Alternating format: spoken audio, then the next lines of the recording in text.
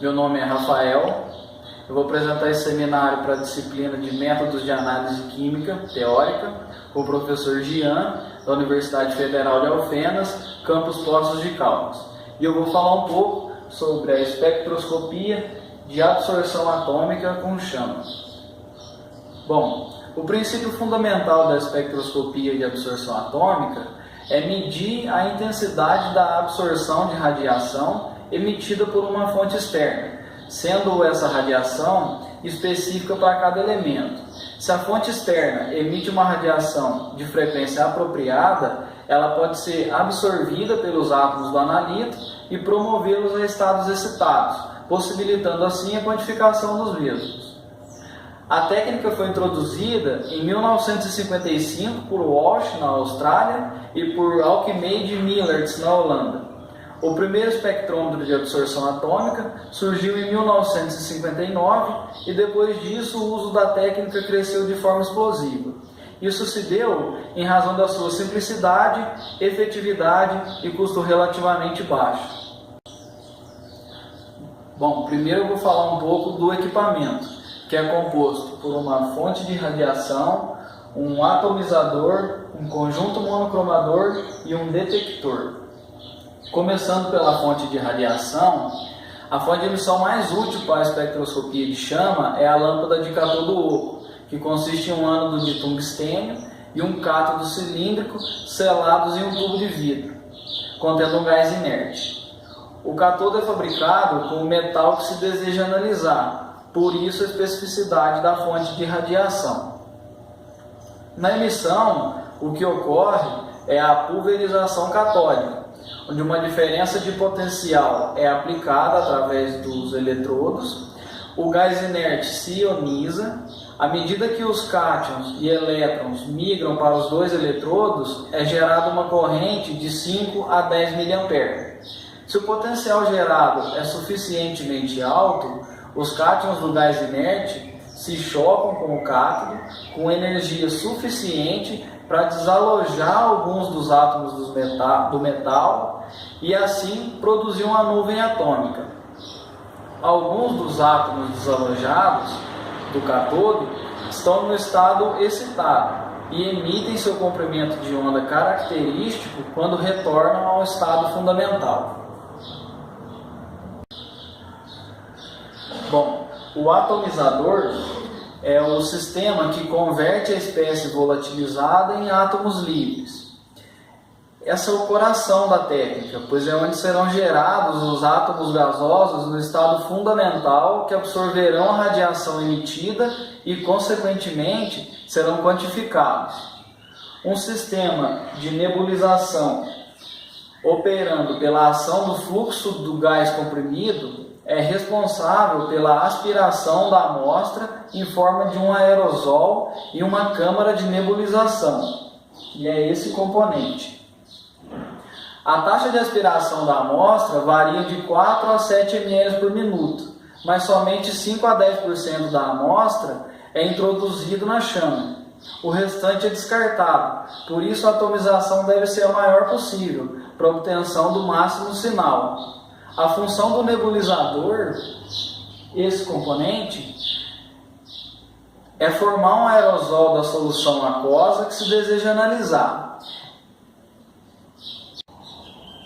Esse aerosol é constituído de pequenas gotículas que entram numa câmara de nebulização e chegam ao queimador arrastado pelos gases combustível e oxidante.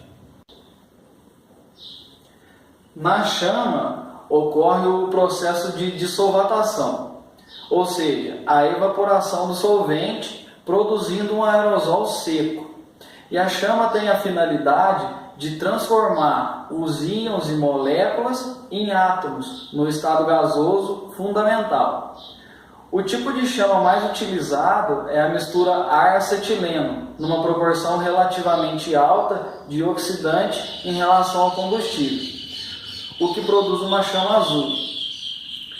Porém, as mudanças na proporção da mistura, elas podem melhorar significativamente a eficiência de atomização.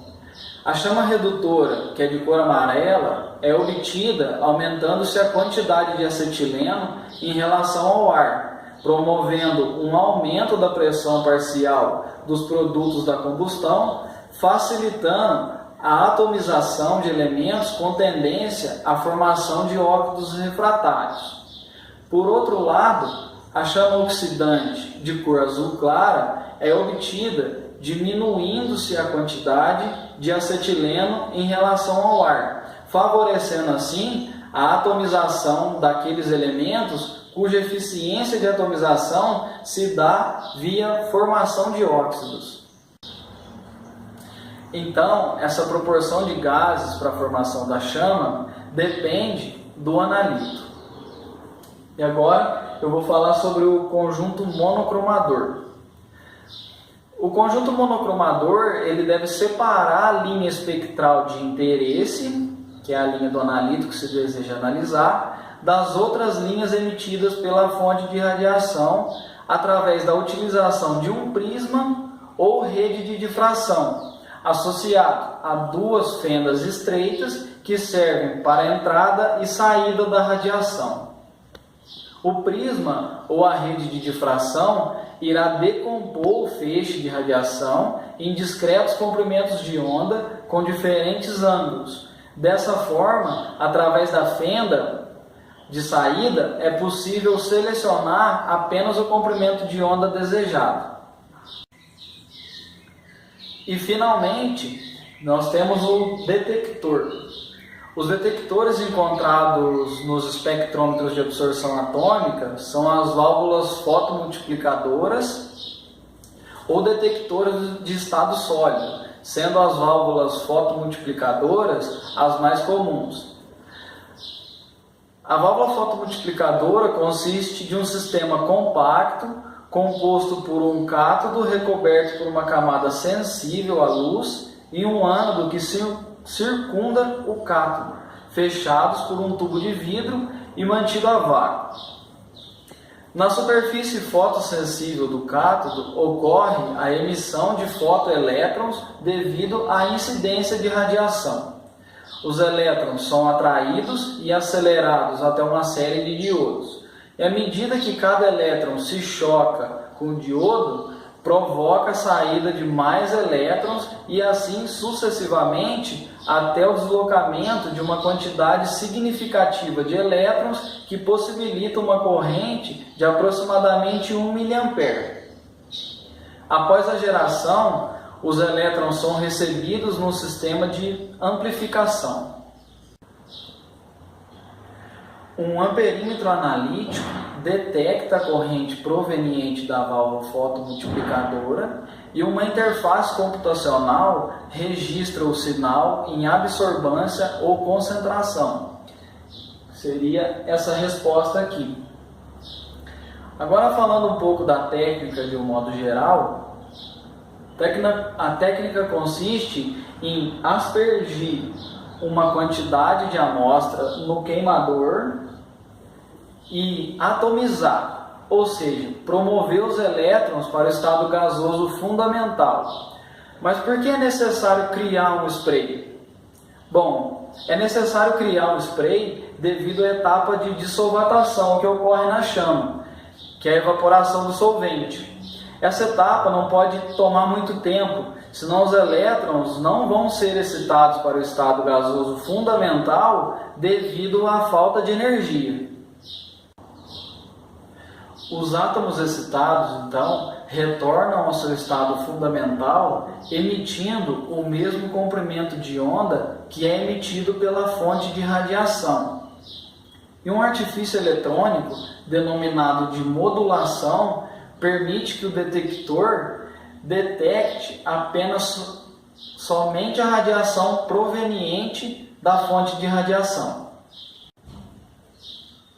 A quantidade de luz absorvida é proporcional ao número de átomos de acordo com a lei de Beer, que é essa lei que está enunciada aqui, onde A é a absorbância e 0 a intensidade emitida pela fonte de radiação e a intensidade de radiação não absorvida A. O coeficiente de absortividade.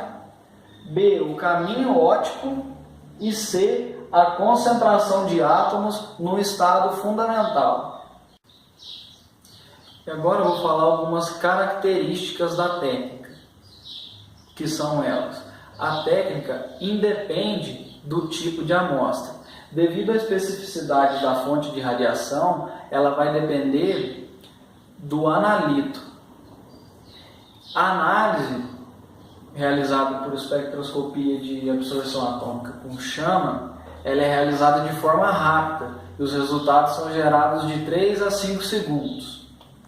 Possui um bom limite de detecção, sendo na grandeza de miligramas por litro, e aproximadamente 64 elementos da tabela periódica são determinados por essa técnica. Além disso, a técnica possui interferências, porém elas são bem documentadas, como por exemplo, a perturbação na alimentação do nebulizador, perturbação na fase de dissolvatação, que ocorre na chama, assim como na fase de volatilização e na fase de dissociação molecular.